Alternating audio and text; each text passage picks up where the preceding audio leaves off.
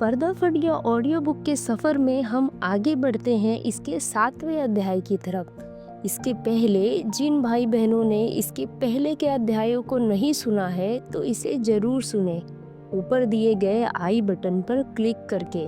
और हाँ, आगे के अध्यायों के लिए चैनल को सब्सक्राइब करना ना भूलें।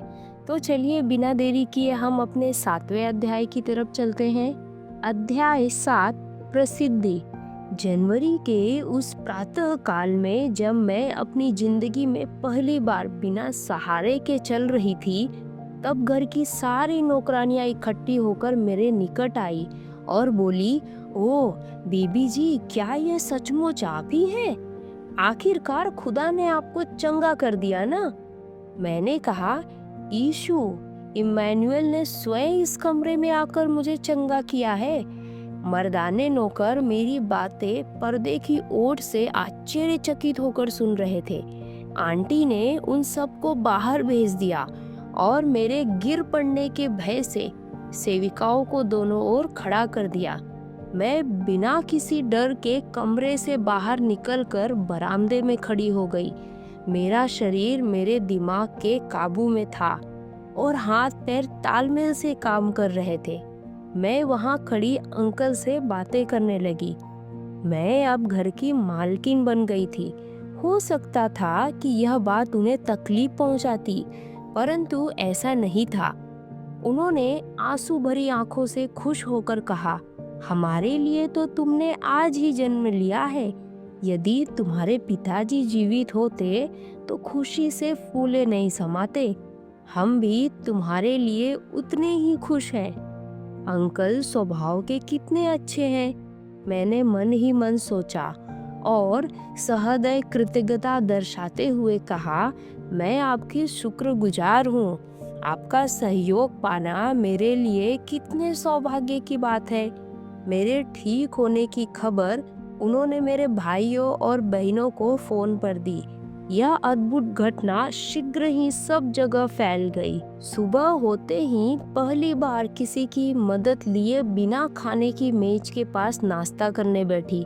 सभी हैरानी से मेरा बाएं हाथ से चीजें पकड़ना देख रहे थे। आंटी ने मेरी चंगाई की बात अपने बच्चों से छिपाने की भरपूर कोशिश की।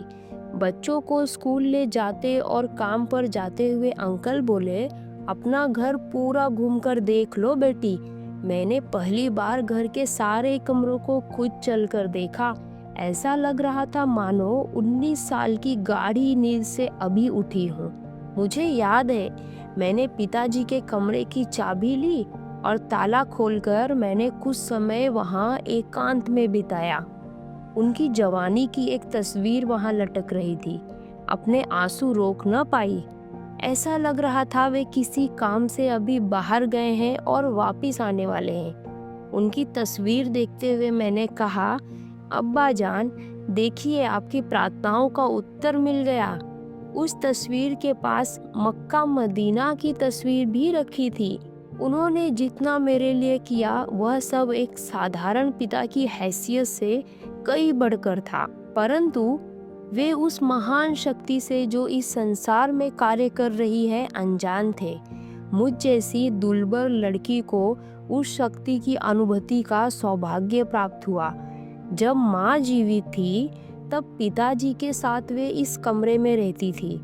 मैंने उनकी तस्वीर ढूंढी लेकिन वह नहीं मिली। उन दिनों स्त्रियों का तस्वीरें खिंचवाना हमारे वंश में नहीं था।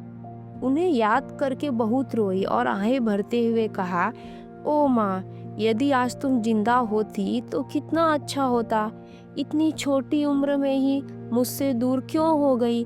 खुशी जाहिर करने के लिए अब मेरे पास न तो पिताजी हैं और न तो मेरी खुशी में शरीक होने के लिए मेरे भाई बहन आए।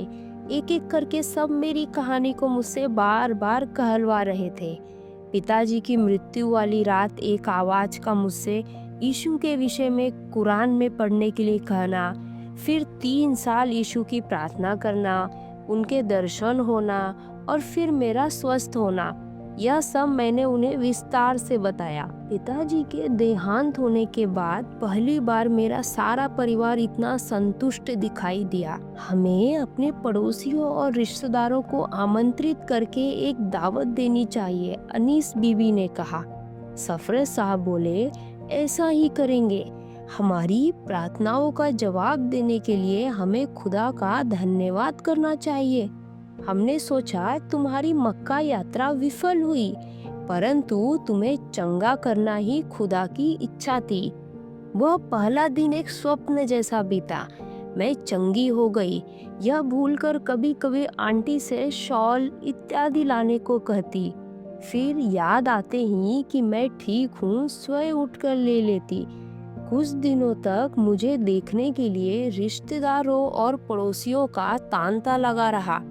आयोजित की गई इस दावत में कई लोग शामिल हुए। मैंने सभी को यही गवाही दी कि यीशु ने मुझे चंगा किया है। मेरा इस बात पर जोर देना और यीशु का आदर करना मेरे भाइयों को अच्छा नहीं लगा। उन्होंने कहा, हमारे लिए यह यीशु कोई महत्व नहीं रखता। यदि तुम कहो कि मोहम्मद ने तुम्हें चंगा किया है तो हम तुम्हारी और इज्जत करेंगे। लेकिन जब यीशु ने मुझे चंगा किया है तो मैं मोहम्मद का नाम कैसे ले सकती हूँ? यीशु ने मुझे इसकी गवाही देने के लिए कहा है। ईसाई लोग मसीह देशों जैसे इंग्लैंड, अमेरिका व कनाडा में हैं। यीशु ने जिस प्रकार तुम्हें स्वस्थ किया, इसकी गवाही देने के लिए तुम्हारा वहां जाना तो असंभव है। हमारे देश में यीशु का प्रचार करना समझदारी नहीं, सरफराज शाह ने धमकी दी। उनके कहने से साफ वह घृणा और दुश्मनी नजर आ रही थी जो हमारे परिवार ने अपने पिताजी से मसीह लोगों के बारे में सीखी थी। हम पुराने नियम को तोरा कहते हैं और नए नियम को इंजील। यह यहूदियों और मसीहों से संबंधित है तथा इस्लाम के लिए खतरनाक।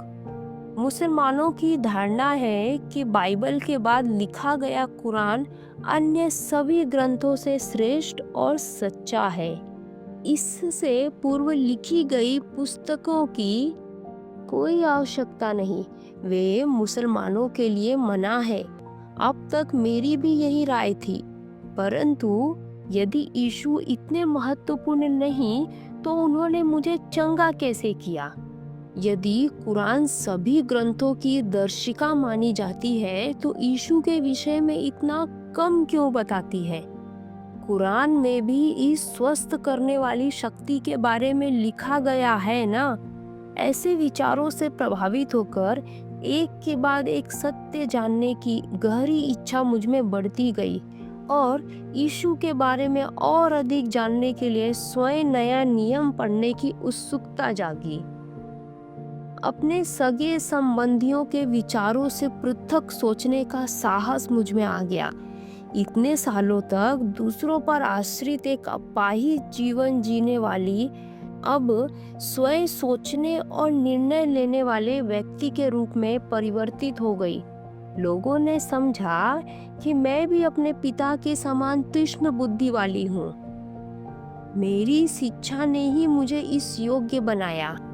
जब कभी सरफराज शाह से वाद विवाद होता तो कभी कभी जीत मेरी होती। वह यह जान रहे थे कि जीते जागते चमत्कार से विवाद जीत पाना कठिन है।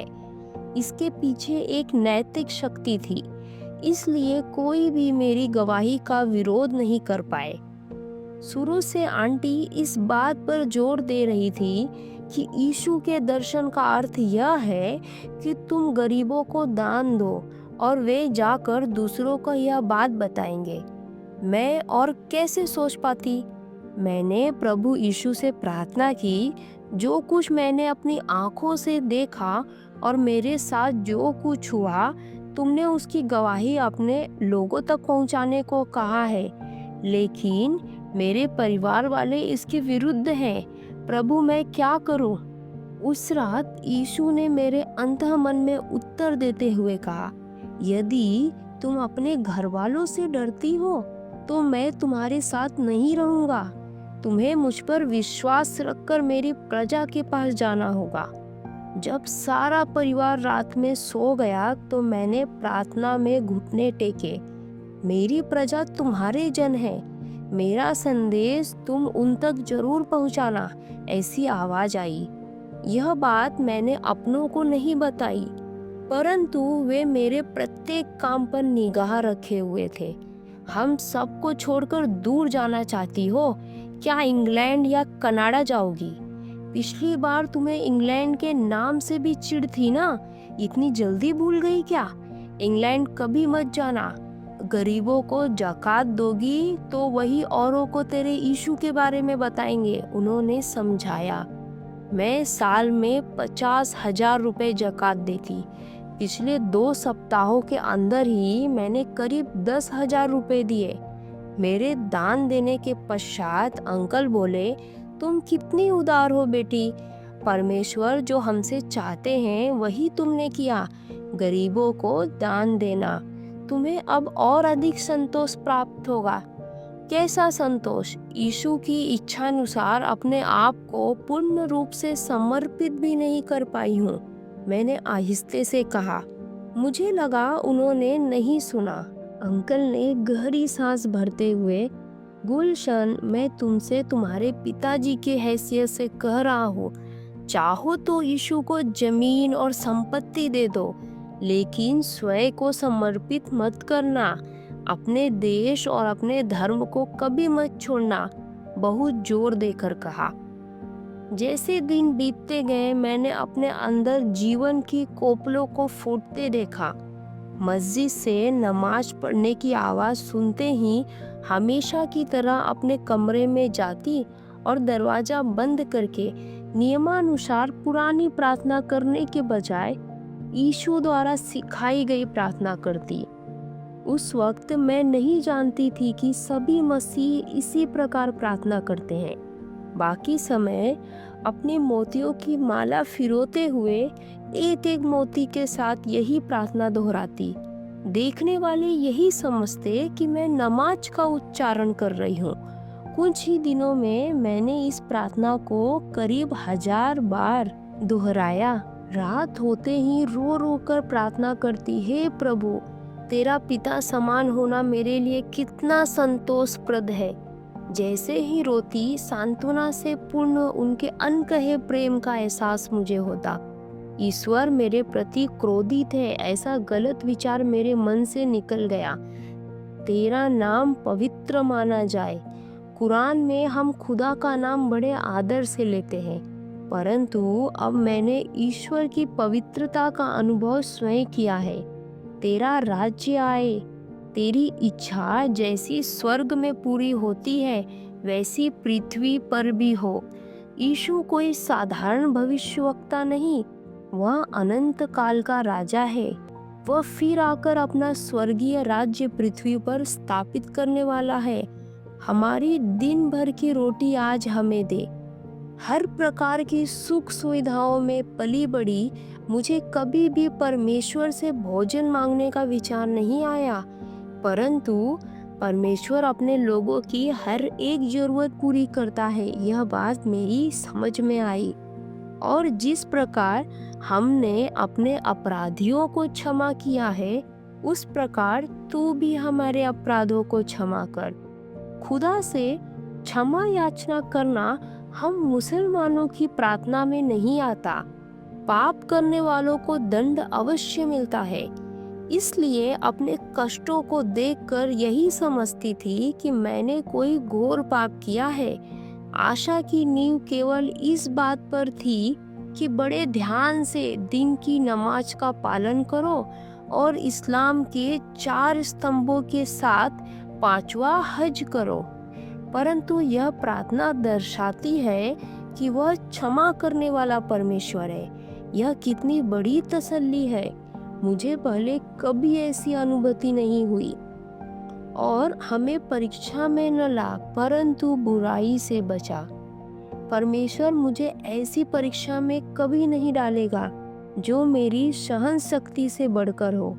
इसने मेरा हौसला और बढ़ा दिया। एक नई उम्मीद मिली। कि वे मुझे धर्म संबंधित अड़चनों से मुकाबला करने की शक्ति देंगे। यह प्रार्थना मैंने इसलिए की क्योंकि अपने दर्शन की बुलाहट को पूरा करने के लिए मुझे सामर्थ्य मिले। केवल वही है जो मुझे वापस लौटने से बचा सकता है जिस ओर मेरा परिवार मुझे खींच रहा था, क्योंकि राज्य, पराक्रम और महिमा सदा तेरी ही है। आमीन। यह शब्द सुनने में सामान्य होते हुए भी कितने प्रभावशाली हैं। मैंने उस महिमा को अपनी आंखों से देखा था और हमेशा के लिए परिवर्तित हो गई। मुसलमानों के लिए खुदा और उनके बीच कोई मध्यस्थ नहीं। वे मोहम्मद को ही मध्यस्थ मानते हैं, लेकिन वह उन्हें खुदा तक नहीं पहुंचा सकता। इसलिए वे विनम्रता से फर्श पर झुककर प्रार्थना करते हैं। लेकिन ऐसा नजर आ रहा था कि मुझे ऐसा बिचौलिया दिया गया है जिसने मुझे परमेश्वर तक पहुंचने का मार्ग दिखाया है। मैं अपने पुराने धर्मानुसार अपने कार्यों के लिए स्वयं जिम्मेदार हूँ। अपने बुरे कामों का फल भुगतना ही होगा, परंतु अब पिता समान मेरे परमेश्वर ने ही मुझे क्षमा, शांति और संतोष प्रदान किया है। जैसे एक छोटे बच्चे को बाजार की भीड़ में गुम जाने के बाद अपने पिता से वापस मिल जाने की खुशी होती है, वैसा ही संतोष मुझे प्राप्त हुआ। एक मसीही ग्रंथ बाइबल पाने और यीशु के बारे में अधिक जानने की उत्सुकता बढ़ गई। जैसे जैसे मैं इस मार्ग में एक के बाद दूसरा कदम रख रही थी, काली घटा मेरे सिर पर गिर गई। मेरी चंगाई के 10 दिन बाद परिवार के सभी प्रमुख सदस्य एकत्रित हुए। सफरत साहब बोले, हम घर के बड़े तुम्हें अपनी विपरीत धारणाओं को त्यागने की आज्ञा देते हैं। हम यह मानते हैं कि यीशु ने ही तुम्हें ठीक किया, परंतु इसका प्रचार करना हमारे लिए उचित नहीं। हम मुसलमान धर्म के प्रमुख हैं। तुम्हारे ऐसे बर्ताव से हम बदनाम हो जाएंगे। मुझ में आए इस बदलाव के लिए उन्होंने मेरे साथ रहने वाले आंटी अंकल को दोषी ठहराया और उनकी निंदा की। उन सब के कह लेने तक मैं चुप रही। फिर अंत में मैंने कहा, क्या आप लोगों को मेरे स्वस्थ होने की खुशी नहीं? सफरत साहब बोले, क्यों नहीं, हम बहुत खुश हैं। परंतु यीशु ने तुम्हें चंगा किया, इस बात को चारों तरफ मत फैलाओ। इस्लाम के अनुसार ऐसा करने से हम तुम्हारी हत्या भी कर सकते हैं। कुरान हमें इसकी अनुमति देता है। मैंने सबकी ओर नजर दौड़ाई। मेरी बहनों की आंखों में आंसू थे। भय से अंकल आंटी के चेहरों का रंग उड़ गया। बाकी पुरुषों ने मेरे भाई साहब के कथन पर हामी भरते हुए सिर हिलाया। चील जिस प्रकार अपने शिकार की ओर देखता है, उसी प्रकार मेरे भाई क्रूरता से मेरी ओर देख रहे थे।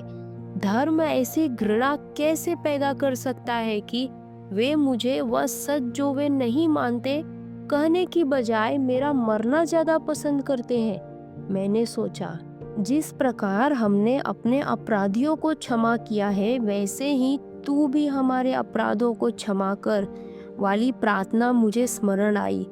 यह ऐसा सत्य था जो इस्लाम के किसी भी नियम से ज्यादा शक्तिशाली था। उनके प्रति मेरे मन में किसी प्रकार की घृणा उत्पन्न नहीं हुई, केवल ऐसा प्रेम जो यदि संभव हो तो इन सभी रुकावटों को तोड़ डाले। थोड़ी देर चुप्पी के बाद सफरत शाह ने कहा, यदि तुम अपने आप को नहीं बदल सकती तो मजबूरन तुम्हें परिवार से बहिष्कृत कर दिया जाएगा। तुम यहाँ की सुख सुविधाओं से भी हाथ धो बैठोगी। अगर तुम ईसाइयों के पास जाओगी तो हम उन्हें भी हानि पहुँचाएंगे। लेकिन यहाँ कौन से ईसाई रहते हैं? मैंने भी उनकी बातों का यकीन कर लिया। अब तक मैं उनके प्रति आज्ञाकारी रही और उनके खिलाफ कुछ न बोली, परंतु अब ये लोग मुझ पर अधिकार जमाने की कोशिश कर रहे थे। यदि पुरानी गुलशन होती तो शायद झुक जाती, लेकिन इस गुलशन में एक नई शक्ति कार्य कर रही थी जो नई निडरता दे रही थी।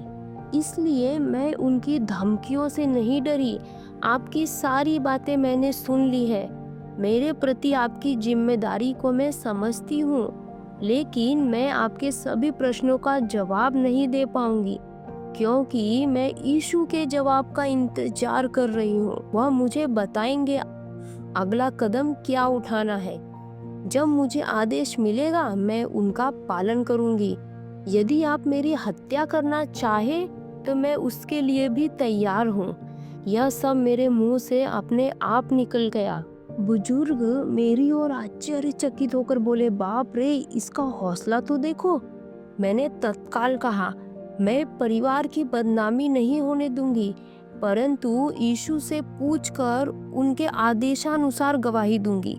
मैं ईसाइयों से कभी नहीं मिली, वे कहाँ रहते हैं मैं नहीं जानती। पुरुषों ने दबी आवाज में आपस में कुछ बातचीत की। क्या वे मुझे वही जान से मार डालेंगे? लेकिन कई लोग मुझे जानते हैं, मेरी हत्या छिपाना उनके लिए असंभव होगा। फिर सफरशाह ने अपना निर्णय दिया, ठीक है, हम तुम्हारे अगले कदम का इंतजार करेंगे, तुम्हारे लिए प्रार्थना करेंगे, शायद तुम्हारी मति मारी गई है। कहकर इस बैठक को समाप्त किया। सब अपने अपने घर लौट गए। उस घड़ी के लिए बात टल गई, लेकिन मैं जानती थी कि वे जब तक मेरी चंगाई के विषय में मुझे चुप न कर दे, शांति से नहीं बैठेंगे। लेकिन उनकी बात मानना, जो मेरे पिता ने अभी तक मुझे सिखाया था, उसके विरुद्ध जाना होगा। बड़ी उलझन में मैंने परमेश्वर से प्रार्थना की, हे यीशु, मुझे अपना मार्ग दिखाओ। 2 दिन के बाद मुझे इसका जवाब मिला। मुझे अपने कमरे में एक दृश्य दिखाई दिया। नीचे से ऊपर तक लंबा स्तंभ मैंने देखा। उसमें यीशु खड़े थे। उन्होंने मुझे अपने पास बुलाया। मैं बड़े संतोष से उनके पास गई। वे मुझे हाथ पकड़कर ऊपर हवा में उठाते हुए कहीं ले गए। मैंने अपनी आंखें बंद रखी। उन्होंने मुझे एक जगह उतार दिया। आंखें खोलकर देखा तो सामने एक सुंदर हरा भरा मैदान था। उसमें लोग इधर उधर बैठे दिखाई दिए। उन सब के सिर पर मुकुट था और वस्त्र ज्योतिमय थे। अत्यंत मधुर संगीत सुनाई दे रहा था, पवित्र हालेलुया, यही बलि चढ़ाया गया मेमना है, यह जीवित है। मैंने इस प्रकार की ध्वनि सुनी। वे सब यीशु की तरफ देख रहे थे। यीशु मुझसे बोले, यही मेरी प्रजा है, ये सत्य का पालन और प्रचार करते हैं। प्रार्थना करने वाले और परमेश्वर के पुत्र पर विश्वास रखने वाले लोग यही है। मुझे उन सब में से एक व्यक्ति का चेहरा स्पष्ट दिखाई दिया। यीशु ने उन्हें दिखाकर कहा, उत्तरी दिशा में 10 मील जा और यह व्यक्ति तुम्हें बाइबल देगा। फिर वह दृश्य आंखों से ओझल हो गया। मैंने अपने आप को घुटने टेके हुए कमरे में पाया। इस दृश्य के विषय में सोचते ही नया उत्साह उमड़ने लगा। उन्होंने कहा था कि उस दृश्य में देखे व्यक्ति को अपनी गवाही देना और वह तुम्हें बाइबल देगा। मैंने सोचा शायद हमारे घर के उत्तरी ओर कुछ दूरी पर रहने वाली रजिया के घर के समीप ही मुझे बाइबल देने वाला व्यक्ति मिल जाएगा। मुझे अकेले ही जाना पड़ेगा। यदि मेरे परिवार को पता चल गया तो जरूर मुझे रोकने की कोशिश करेंगे। निर्णय लेने के बाद सावधानी से मैंने योजना बनाई। मुझे इस बात का आभास नहीं था कि यह इस दिशा में एक ठोस कदम है जो मेरे जीवन को बदल देगा।